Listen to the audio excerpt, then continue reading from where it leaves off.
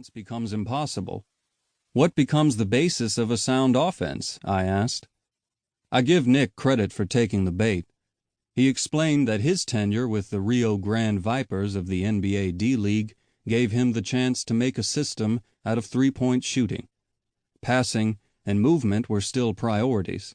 It wasn't all dribble and screen and roll. We went back and forth for the rest of the ride around the lake and then at lunch at a roadside diner.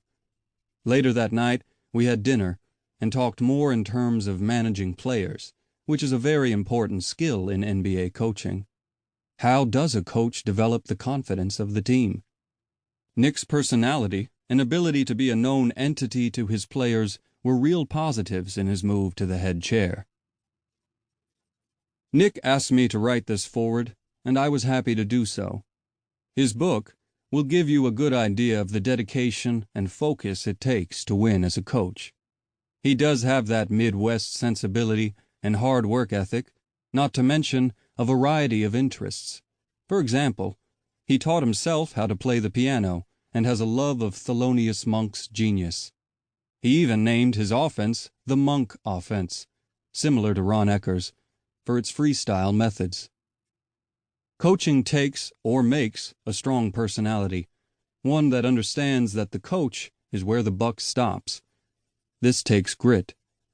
Coaches have to point out the elephants in the room. Sometimes they take risks to bring players around to making changes in their game or in the team's.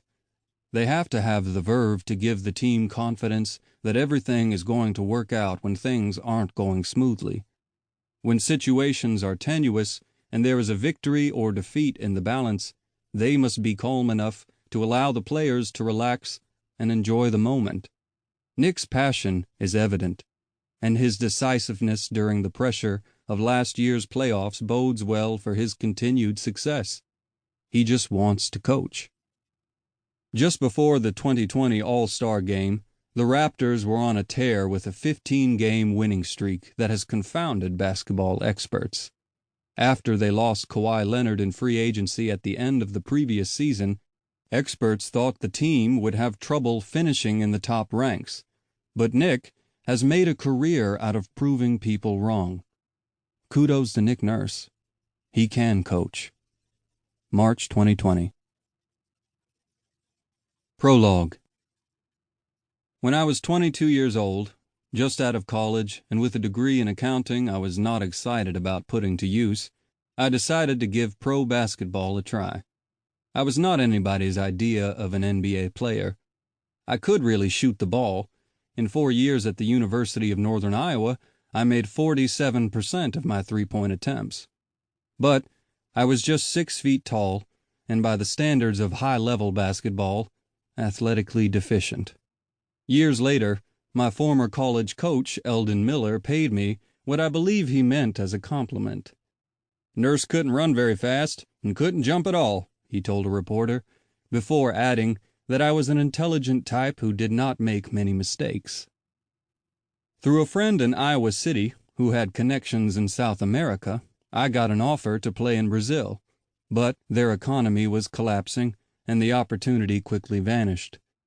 I put together a resume, cover letter, and some newspaper clippings about my playing career, figured out how much postage to put on the envelopes, this was 1990, and sent packets to pro clubs in Europe, Australia, and Japan.